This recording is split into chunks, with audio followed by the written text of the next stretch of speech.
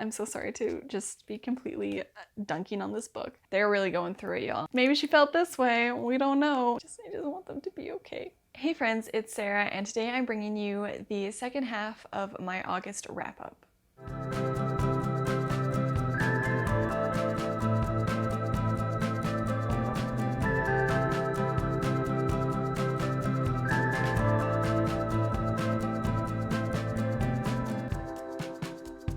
So if you saw my video from 2 weeks ago, I talked about the first 8 books that I read for the Magical Readathon, which took place in August. And then I said that I was going to make another video with the other 8 books that I had to read for the readathon. So that's this video. I did actually end up reading more books than anticipated. So I have 13 books to talk about instead of the anticipated 8. Because I finished up my core courses quicker than anticipated and was able to do some kind of side quests. So we got a lot to talk about. Let's just dive right in and start off with Her Majesty's Royal Coven by Juno Dawson, as well as The Shadow Cabinet by Juno Dawson. These are the first 2 books in a series. There's, I think, one more book coming out next year, maybe? Hopefully, because the last one left off on a cliffhanger. But basically this follows a group of witches who are like friends, and in this world there's kind of like a part of the government that has like witches in it. It feels a little bit like the author maybe read Harry Potter and was like, man, they really should have explored more of like the witches being in the like normal non-magical world, and then kind of like went from there. But basically the main plot is that there has been this prophecy that says that there will be a boy child who is born and brings about kind of like the end of days and like raises Leviathan and like the demonic forces. It's not going to be good, so they're trying to find this boy to contain him and prevent the apocalypse and Satan from rising. I found it to be a bit of a slow start. The first one especially, but then I got super engrossing. There was lots of twists and turns. I'm not going to tell you the plot of the second one because that kind of ruins the ending of the first one, but it continues to follow that same collection of characters after the first book. I gave both of them 4 stars. They were quite enjoyable, real good witchy vibes, some interesting conversations around organization, about like white feminism and how it kind of like neglects marginalized people, people of color, queer people, and the harm that those oversights cause. It does have some queer characters, some characters of color, and has like a pretty good like intersectional feminist approach to it, I would say. So very enjoyable, great fall witchy vibes. Up next, I read The Secret Keeper of Jaipur by Alka Joshi. This is the second book in the Henna Artist trilogy. And then I also read The Perfumist of Paris, which is the finale of the trilogy. And this is actually an arc I got that was signed by the author, but these are both really enjoyable. They follow different characters from the first book. So The Secret Keeper of Jaipur follows the main character's kind of assistant, and he's grown up into a young man, and he like falls in love, but then is trying to like find his place in the world and kind of uncovers this like seedy business practices at this place that he's apprenticing at. So it's a little bit of a, not quite like a mystery, but like he's like, something's funky, trying to like figure that out, as well as falling in love and trying to like cultivate that relationship. Like the main character from the Henna Artist is still in this book as well, and like their relationship's very nice. I think I would have enjoyed that even more if I had read the Henna Artist more recently, but I read that when it first came out, so it's been, I want to say maybe like 4 years since I read it, and my memory of it's not good, unfortunately. But I gave this book 3.5 stars. I ended up giving The Perfumist of Paris 4 stars. It follows the main character's younger sister, who in the Henna Artist, she gets pregnant really young and has to give the baby up for adoption. And in this one, she's an adult, she's married, she's got 2 kids, and she's trying to juggle like her family with like her career as a perfumist.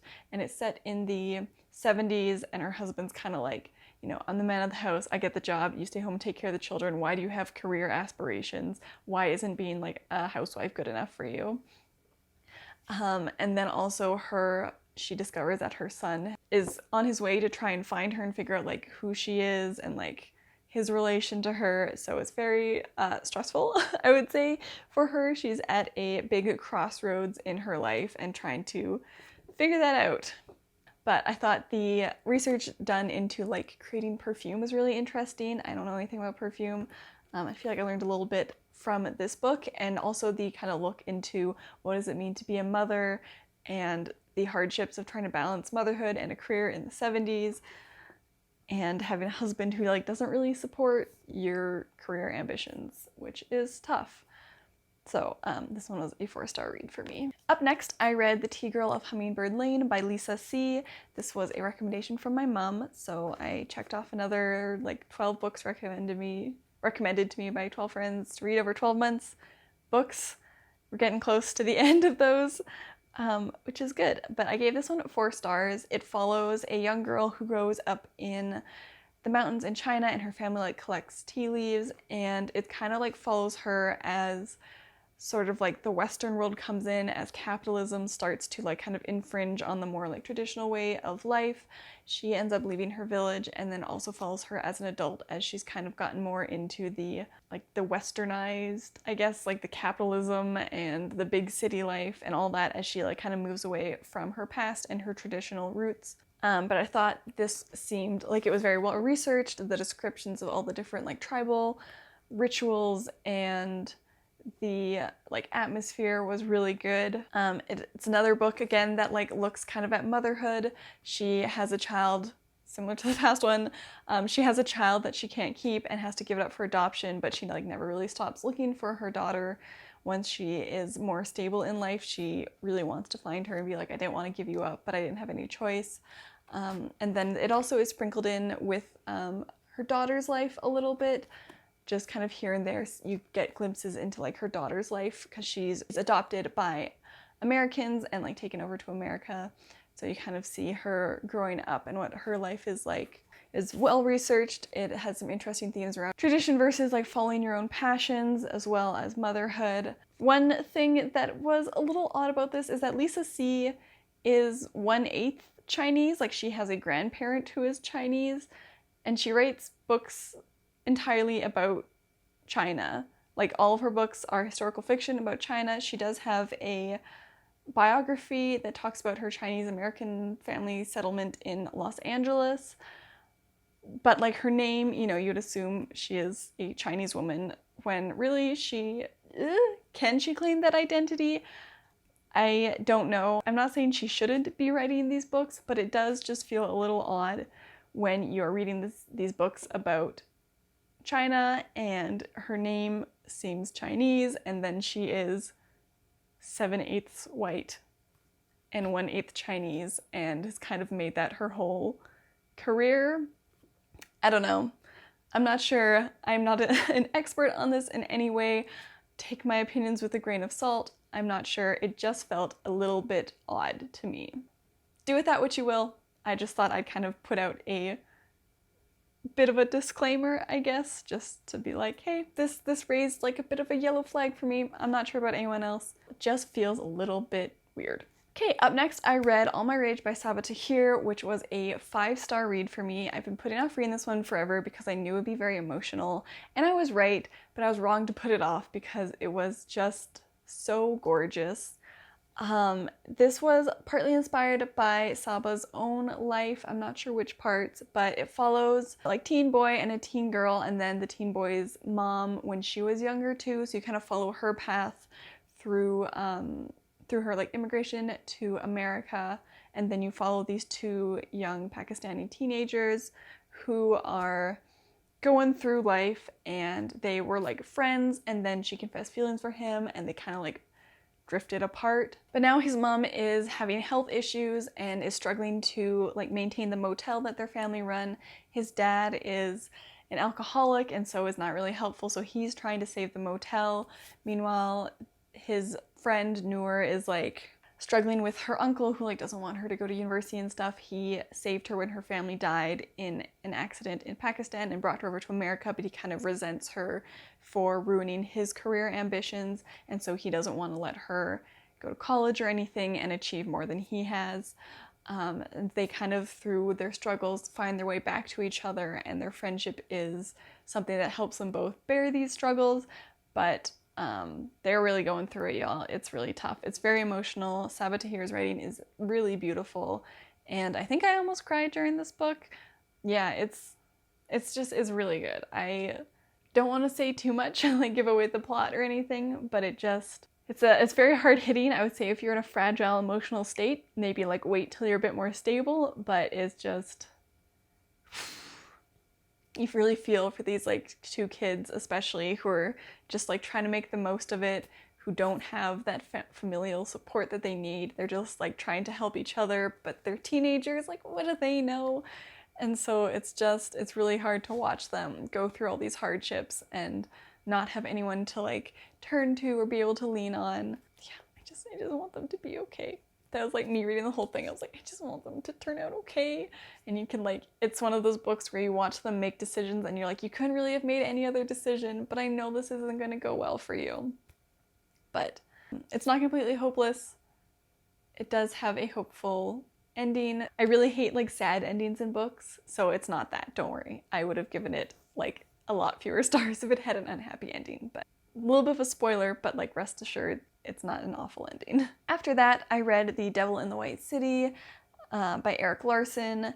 This one I gave 4 stars. I really enjoy Erik Larson's books. He writes nonfiction, but he writes it really vividly and it feels more like a fiction book just because he's so adept at crafting a really good like narrative that really hooks you and like pulls you into it. But this book follows the designing and creation of the World Fair that took place in Chicago, as well as the serial killer that kind of took advantage of all the hubbub to acquire victims and kill them quite brutally, and a fair amount of them too.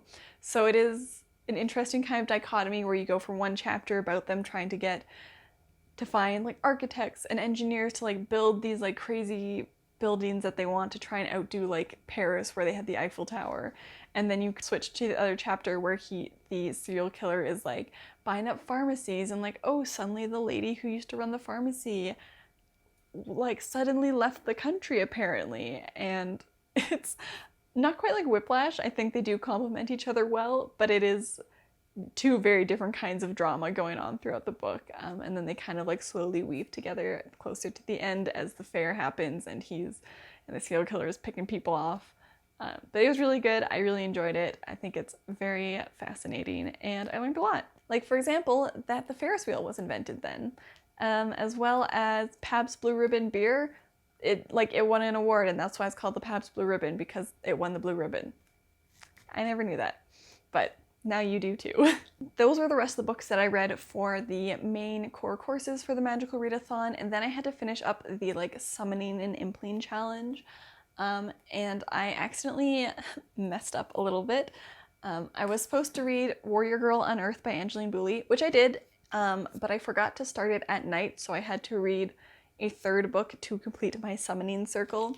But as I said, I did read Warrior Girl Unearthed by Angeline Boulley. I read her previous book, Firekeeper's Daughter, and enjoyed that one, and I think I enjoy this one even more. It follows Perry, Firekeeper Birch, who is in an internship at a museum and kind of learns about these remains that are like at a university that belong to her community on Sugar Island, and she learns about the work that's being done to try and reclaim these like artifacts and then these ancestral remains that belong with their communities. So she's learning about this and she obviously feels very strongly about getting her ancestors and their artifacts back, and so she's working with various people in the organization to try and do that. There's a bit of like a heist element to it at some point. There's also a murder that happens later on in the book that she and her family are kind of like involved in trying to solve. There's also aspects of talking about missing and murdered Indigenous women, girls, and Two-Spirit people. So there's just like a whole lot going on in this book. It's very high stakes.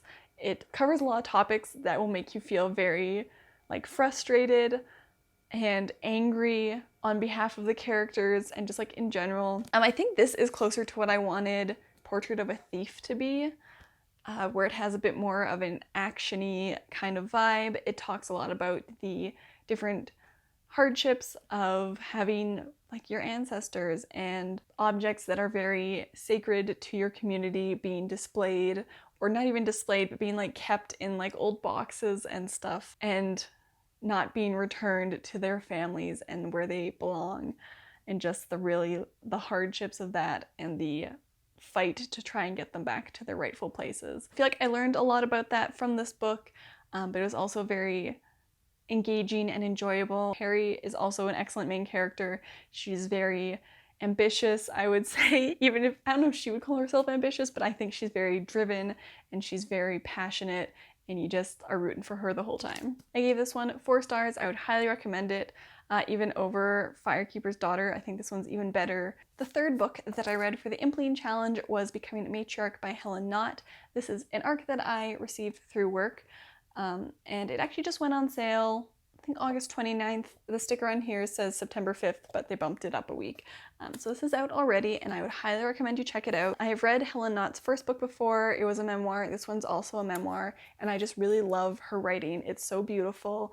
As you can see, I have several tabs in this book of different things that have really impacted me or lines that I really liked. So it's a very vulnerable and like intimate look into the loss of her mother and her grandmother within 6 months of each other and how she handles it. It talks about kind of like the matriarchal role in society, in her family, the responsibilities that she takes on to try and like fill the space that her mom and her grandma would have occupied.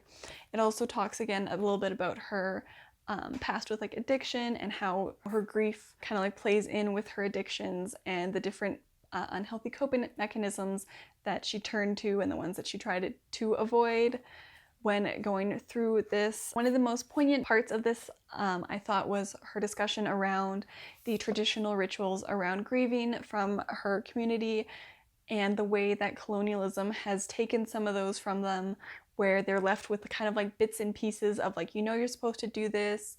For example, she was saying that like they believe that crying kind of makes the spirit of the deceased linger, so you're not supposed to cry. But presumably there would be another ritual that would kind of help you process your grief, but that has been lost due to colonization. And so instead they're just left with don't cry, but no way to process their sadness and to like feel that and move through it, and just kind of like the harm that that causes within the community. And it was just like, it's really sad and heartbreaking. This book was so good. It was 5 stars. I don't think I can talk it up enough. Even though it is a very personal narrative, I think it also has a lot of more like broadly applicable and relatable messages around grief and like moving through that and just finding like kind of your role within society and within your own family and taking on kind of like what you can take on and not overburdening yourself as well. It was just, it's so good. Please read it. Please go buy it. She's an incredibly talented writer, and I think she has a lot of really important and interesting things to say. So that was the end of the Impleen summoning challenge. I ended up choosing a scholarly Impleen to help my character out. G had like a little like quiz to pick which one you would get, and my character is very studious and an overachiever, and so I think she would choose a scholarly Impleen, even though they might mess up a few things. They would overall be like very helpful for her studies. Up next, I did the little like library cat side quest. For that, I had to read a book that had both the letter S and P in the title, and so I read Several People Are Typing by Calvin Kasulke? I'm actually not sure. I'm so sorry. I did not look up how to pronounce your name because I was like, I can pronounce that. Turns out I can't. It shouldn't surprise anyone. But this is kind of like I don't even know how to classify it. It's fiction. It's kind of funny and like not quite horror, but like a little like something weird is going on. But it follows Gerald, who works at a public relations firm and has been sucked into the Slack app. So Slack is like a business chat app, basically. You have like different like group messages, and it's just a way to keep in contact and not use Facebook or Teams, I guess. But the entire book is written in Slack chats, so it's all just like these conversations between the different characters, and poor Gerald is like, help, I'm stuck in the Slack app. And they're like, oh Gerald, what a bit, you're so funny, what a silly prank. But if you want to work from home, then just like say you're sick or whatever, like the rest of us. You don't need to have this elaborate bit to try and like work from home. And poor Gerald's like, no, I'm trying to get out. Can someone try and help me get out of the Slack app so I can like be a human and in my body again? And it's just like funny and a lot weird, actually. And just, yeah, I don't know how to categorize this one, but I think it's very interesting. Yeah, and it also has like a little bit of a romance towards the end and some themes around like what does it mean to be human, and it was a good book. It was a really quick read because it is like less than 250 pages, and it's all just in like little chats, so it's just, you can just zoom through it. I read it in like 2 short sittings and just demolished it, so.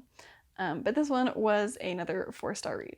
Very fun. And then I went for the Apothecary Keeper opportunity. I had to read 2 books with plants on the covers and then document 5 plants on Instagram or somewhere. So I did make a little Instagram post. The first book I read was Ana María and the Fox by Liana de la Rosa, which was another 4-star read. This is a historical romance and it follows Ana María, who is one of 3 Mexican sisters who are fleeing kind of like the political unrest in Mexico and come to London to stay with an uncle, to stay out of harm's way, and also a little bit to escape their father's restrictions and impositions. And they're a little bit freer and they're in society, and Ana María starts to fall for Gideon Fox, who is a politician and he is black, and he's trying to fight for abolition and for England to really like condemn slavery across the world and like not deal with countries who have slaves, all that sort of stuff.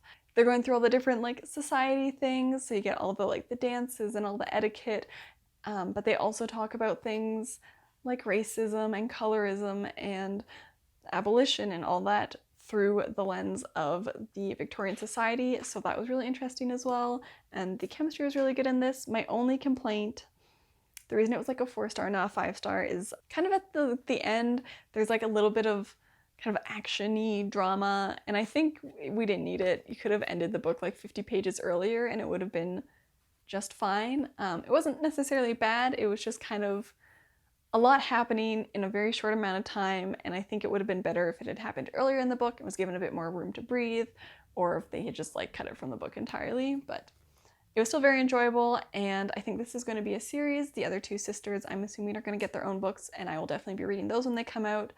I really enjoyed the writing in this. It had the great historical romance vibes, and yeah, it was great. Loved it. The other book that I read for the Apothecary Keeper opportunity was Flowerheart by Catherine Bakewell. This one I gave 3 stars. It was fine, it was enjoyable, it wasn't very deep, I would say. It's like a super light fluffy read. If that's what you're looking for, this is it. It is a YA fantasy book, and it follows, can't remember her name, it follows Clara, who it has magic but is like very wild and untamable, and she accidentally curses her father, so she works with a kind of like, not ordained, it's not the right word, but like an official magician. He has like gone through and like graduated and become like a full time official magician.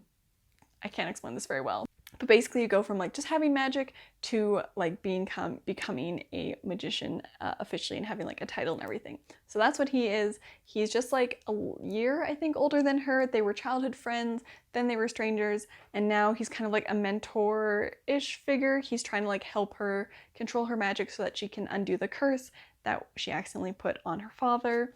And then as that happens, of course, they're falling in love at the same time.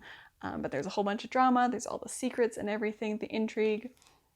But it has very like cottagecore vibes, I would say, even maybe like Howl's Moving Castle kind of vibes, where they're in these like little like magic shops and they're trying to like do spells and potions together. And it also kind of deals with like self-doubt and kind of working through those like negative emotions, not believing you're enough, not believing that you can face the hardships. Yeah, it was just a solid like 3-star read. It was fun. Okay, the last book that I read for the challenge was for the Bog Cataloger opportunity, and for that I had to read a book with a body of water on the cover as well as watch an animal documentary. I found a really short, like 4-minute National Geographic documentary on animals in the Highlands in winter in Scotland, so I watched that because this was the last day of the readathon and like 10 p.m. at night. So that filled that part, and then I read The Pirate's Wife, The Remarkable True Story of Sarah Kidd by Daphne Palmer Geanacopolous. Sorry if I said your name wrong too. It's very long. There's a lot of letters in that. But this has the ocean on it, so it fits that prompt. This is, as it says, about Sarah Kidd, who was Captain Kidd's wife. I don't really know many things about pirates. I don't really know anything about Captain Kidd other than having heard his name in conjunction with piracy. And this ended up being like, I would say like a 2.5 star read. There was one chapter in it where she talked about the golden age of piracy. That was fascinating. But all of her information, it came mostly from this one like first-hand account that is, I think, still very highly like regarded and is kind of like the default first-hand account of piracy. And all that stuff was fascinating. I learned a lot from that. And like the first little bit about Sarah was kind of interesting. She got married at 15, which was young even for the time. Was like married, got widowed, married another guy, got widowed again, and then married Captain Kidd like 2 days later, and then had 2 kids, and all this between the ages of 15 and 24. And I was like, oh my god, girl, you're just blasting through men, which can't be fun. But because marriage was like, you know, a transaction and a way for a woman to continue to live and not be homeless and have access to money and everything. So not surprising that she would remarry so quickly. But her and Captain Kidd were like a love match, which was kind of nice. And I guess Captain Kidd was like more of a privateer and then accidentally got into doing a little bit of piracy when things didn't go right. But this really felt like the author was like, I want to write about Captain Kidd. And they were like, right. But like that's been done before. And she's like, okay, I'll write about his wife. And then they're like, okay, cool. And then there wasn't enough sources about the wife. So a lot of this book is just like, she must have felt this way. It's probable that this would have happened. We don't know who told her this, but she probably felt this way. There's a whole page where she is arrested for being a pirate's wife. And then it, like, the third sentence is, it is unlikely she went easily. And then the rest of this page is just her going off of what she thinks Sarah would have done. Like, Sarah probably tried to wrestle free from the men who grabbed her. Shoving and elbowing, maybe in sensitive places, Sarah struggled until several men overpowered her. They may have tied her wrists together behind her back to subdue her. And it just like kind of builds on this assumption that she didn't go quietly. There's no backing for this. There is no like anything at all. That just the author's like, like she was pretty strong-willed, so I'm assuming she would have fought back, and therefore builds this whole like fantasy idea around what it would have been like, even though there's no record of it. So while it was researched pretty well, I would say it's got a sizable bibliography and like a bunch of notes pages. It's got about 50 pages of bibliography and notes for a 224 page text. So it's pretty well researched. It's just obvious that there weren't a lot of things about the wife. And so this probably could have been just a chapter in a Captain Kidd book or a series of plaques in a museum. It was not enough information about his wife to be a full book. And so it was very disappointing to read a lot of it just being like, maybe she felt this way. We don't know. No one knows. It just felt very, I don't know, like being lied to, kind of. There's also times even when I felt like they could have, the author could have framed it differently. So for example, she talks about Sarah being born and like her mom probably would have had this and this. And I think instead of saying her mom probably would have, or like they might have done this, you could just lay out the facts of it. So being like, you know, her mom gave birth this year. At the time, it was common for women to do this and this. Often this would happen.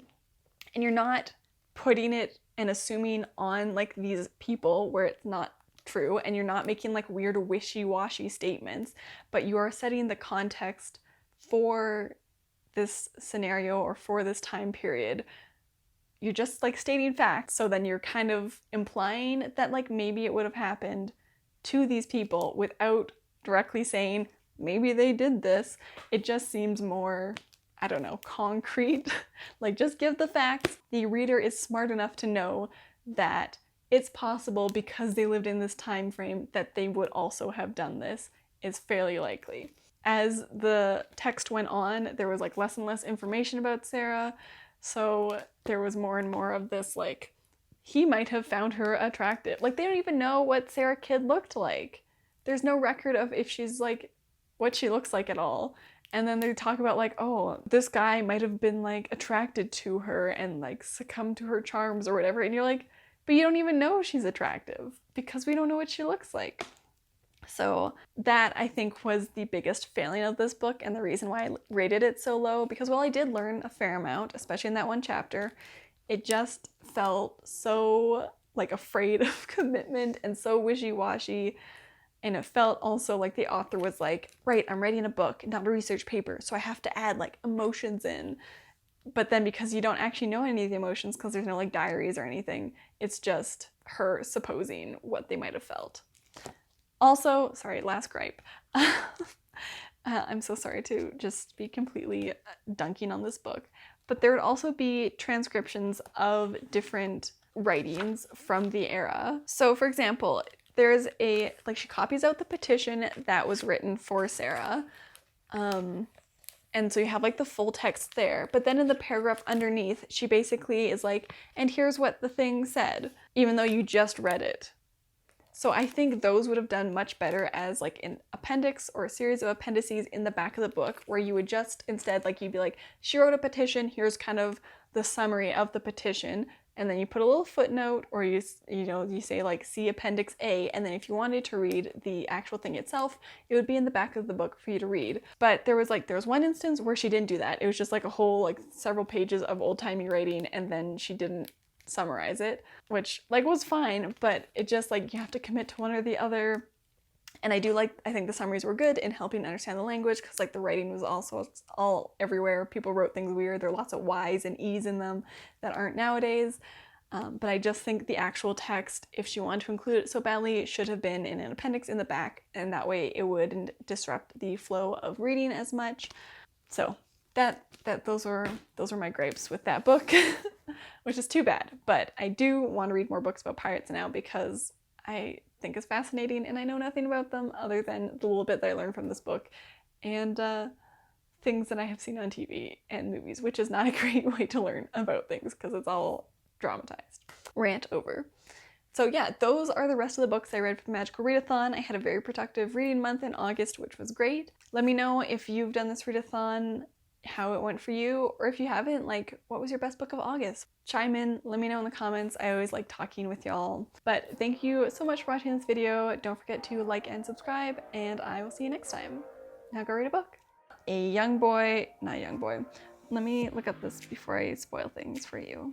Then the third book that I read for the Impling Challenge, I don't think I said that right, who is kind of in an I'm gonna redo that bit. But it's all written as though it's Slack chats. Oh, that's hard to say.